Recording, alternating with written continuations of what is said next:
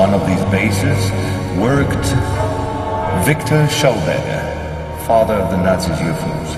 Schauberger headed the Real Society in charge of anti-gravitational research.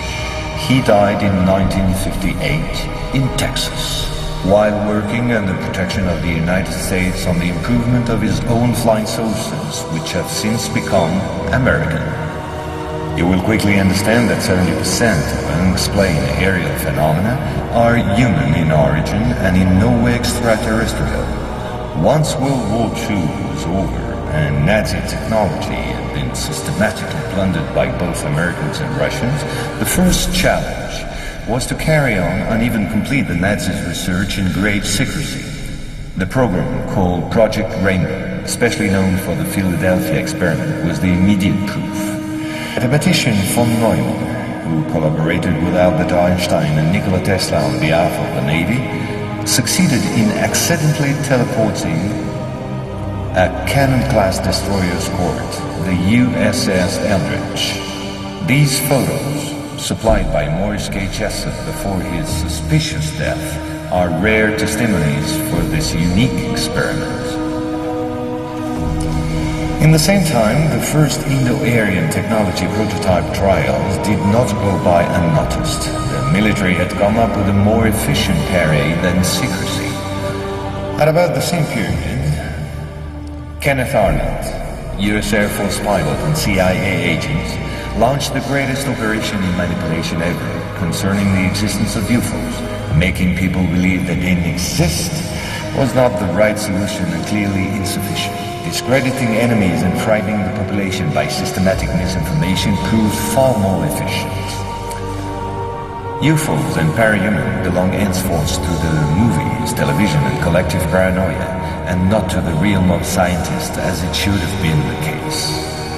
UFOs and parahuman belong henceforth to the movies, television and collective paranoia, and not to the realm of scientists as it should have been the case.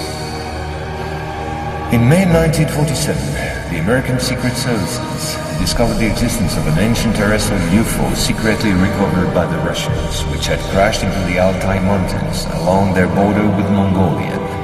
Tension between the two blocs immediately arose a serious notch. The discovery was spectacular, and so not to lose face, the Pentagon, in tandem with the CIA, decided to tell lies and imagine a huge bluff, to convince both the Russians and the world at large that they too recovered a UFO in Roswell in July 1947. Of course, it wasn't true, but the bluff worked all the same.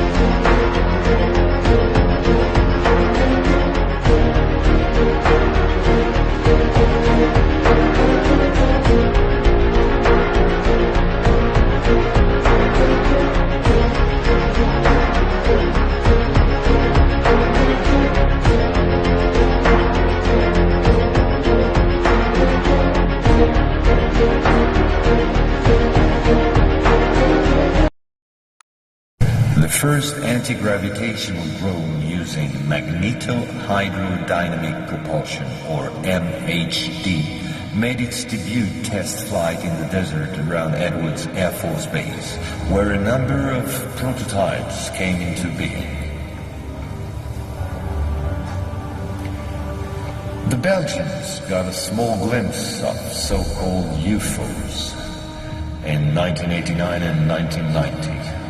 The incriminating model was a triangular-shaped Astra TR-3B or XR-7, capable of flying in total silence at more than Mach 10. Now I would like to speak to you about another concrete application of such technology, the B-2 bomber, whose development started in 1982. The official B-2 stealth bomber, which flew for the first time in 1989, was to serve as cover for another unconventional B-2 to be built in parallel. This top-secret model used, among other things, a plasma creation system, exploiting the airflow like an MHD generator. This system produces ionization of the air around the B-2, thereby suppressing air resistance while ensuring total invisibility for any type of radar. This nuclear bomber has flown for 15 years now at more than Mach 10. It can fly around the Earth in just a few hours without being seen. Naturally, such military research was to give rise to many commercial spin-offs. Over the last 10 years, we've seen the appearance of dozens of non-lethal armaments like E-bombs or electromagnetic bombs, as well as, of course, microwave weapons and powerful lasers. The U.S. Department of Defense, through the multinational Raytheon, decided to invest a gigantic amount of money in an experimental program called HAARP, or High Frequency Activate Auroral Research Program. And it was quite a program. Officially, the base in Alaska studies the ionosphere. In truth, the real possibilities of the installation are enormous. Climate manipulations,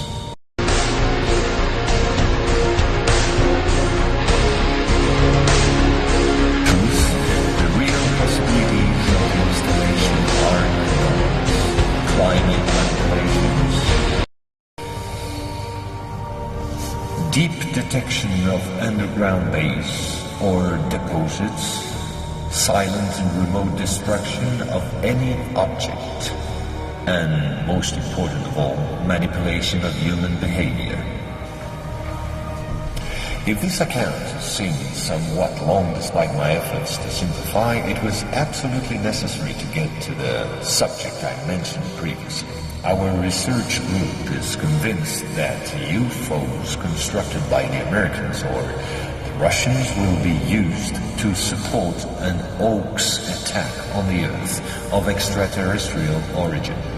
The media taking care of the rest, of course. The reason? Once the threat of international terrorism has dissipated, the war economies of the major powers, with the United States at the head of the pack, will need a new enemy in order to still prosper. War on Earth will be replaced by space war against an enemy from beyond. So then, gentlemen, I thank you. What is at stake is more than one small country. It is a big idea, a new world order.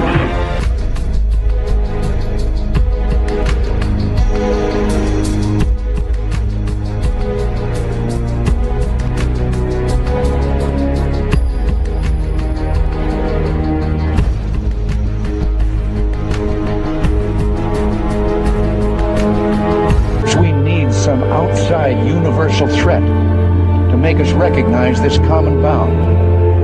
I occasionally think how quickly our differences worldwide would vanish if we were facing an alien threat from outside this world.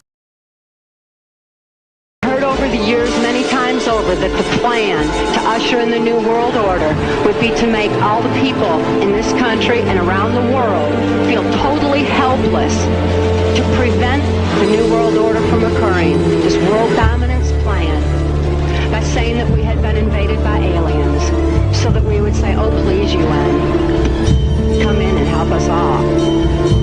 So bear in mind that there is a planned orchestration to get people to be submissive through a secret technology and information that they're keeping from you under the blanket of a so-called national